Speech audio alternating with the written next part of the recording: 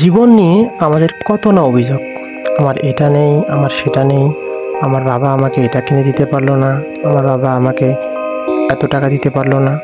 অথচ এই বাবারা কতটা যে পরিশ্রম করে সেই টাকাটা জোগাড় করে দেয়, সেটা আমরা কখনো অনুধাবন করতে পারি না। আমরা অনুভব করি না তাদের কষ্টগুলোকে। আজকে আমরা দেখব এক বাবার করুণ কাহিনী। দেখেন, আমি দাঁড়িয়ে আছি একটা 5তলা বিল্ডিংয়ের উপরে। তো আমার বিল্ডিংয়ের পাশে একটা বিশাল বড় গাছ কাটতেছে একটা মানুষ। এই মানুষটা কারো বাবা, কারো বা স্বামী, কোনো একটা পরিবারের কর্তা।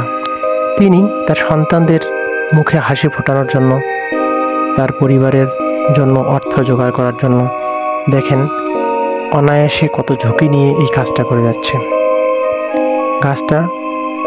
গাছটা তিনি মোটামুটি কেটে ফেলেছে, সম্পূর্ণ গাছটা কেটে ফেলেছে। এই গাছটা কমপক্ষে একটা 10তলা বিল্ডিংয়ের সমান হবে। গাছটা তিনি সম্পূর্ণ কেটে ফেলেছে। হ্যাঁ, যে কোনো সময় সেটা ভেঙে যেতে পারে।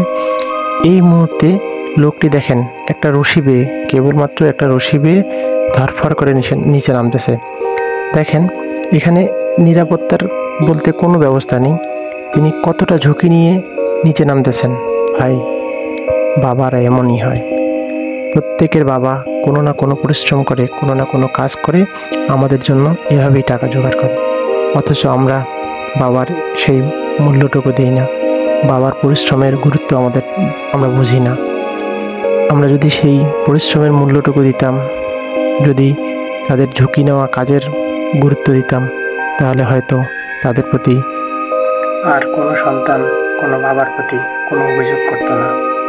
যাদের বাবা মা বেঁচে নেই, তারা বোঝে পৃথিবীটা কত কঠিন, বাস্তবতা কত কঠিন। শূন্য পকেটে বাইরে একবার গিয়ে দেখবেন আপনাকে কেউ কোনো মূল্যায়ন করতেছে না। শূন্য পকেটে কেউ কাউকে দাম দেয় না। অথচ এই বাবাদের বিরুদ্ধে কত না অভিযোগ। দেখেন, এই বাবাটি দেখেন কত কষ্ট করে এত উপরে উঠে গাছটাকে কেটে ফেললো, কতটা ঝুঁকি নিয়ে। দেখেন, গাছটা কিন্তু সম্পূর্ণ কাটা শেষ, শুধুমাত্র অল্প একটু অংশ লেগে আছে। এই দেখেন, টেনে তাকে গাছটাকে ভেঙে ফেলা হলো। কতটা ঝুঁকিপূর্ণ অবস্থায় ছিল এই মানুষটা।